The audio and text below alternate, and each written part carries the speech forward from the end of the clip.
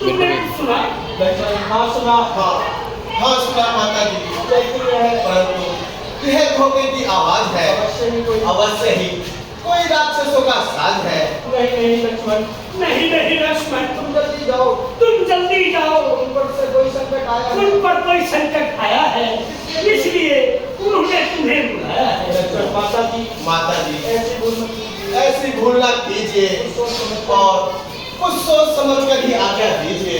सीता, तो क्या तुम भाई के संकट में भी काम ना आओगे? लक्ष्मण, संकट दिलों की नाक पर संकट, सकल संसार के संकट जो क्षण में दूर करते हैं, पड़ेगा कष्ट क्या उन पर जो सबके कष्ट हरते हैं। तो लक्ष्मण, तो क्या तुम जाना नहीं चाहते? इस प्रकार तो इधर उधर की बातें कर रहे हो। किंतु लक्ष्मण मेरी दाहिनी आंख पड़क रही है। सगुन अच्छे नहीं लग रहे लक्ष्मण।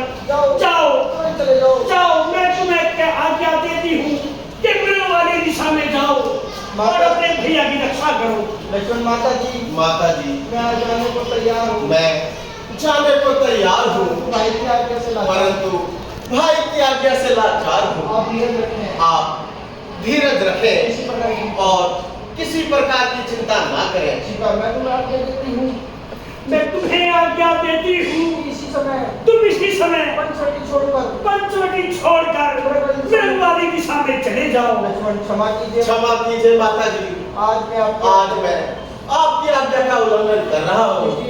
इस धीर लक्ष्मण को क्षमा कीजिए। अब समझी कब की लक्ष्मण, मैं तेरे कहने का चाव अब समझी।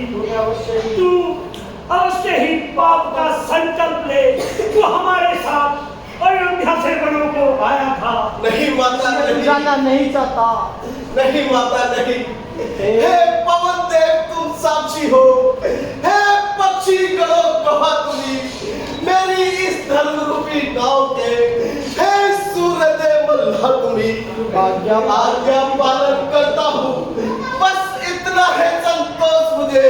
रघुराई अगर बुलाना दे तो कह देगा निर्दोष मुझे। जाता हूँ हे माता, तुम सावधान होकर रहना। आज्ञा के भीतर दास रहा, तुम इस रेख के भीतर रहना। इस रेखा का उल्लंघन कर जो पंचवटी में आएगा है आज उसे इस लक्ष्मण की वह नहीं भस्म जाएगा। आज अपनी सीता माता को तरुण छोड़ता हूँ तुम पर। अपनी रखवाली में रखना, वंचरों छोड़ता हूँ तुम पर।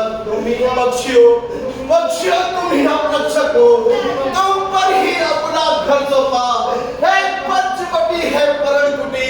सीता माँ को तुम पर सौंपा। हे पवन देव, तुम साक्षी हो। हे पक्षी करो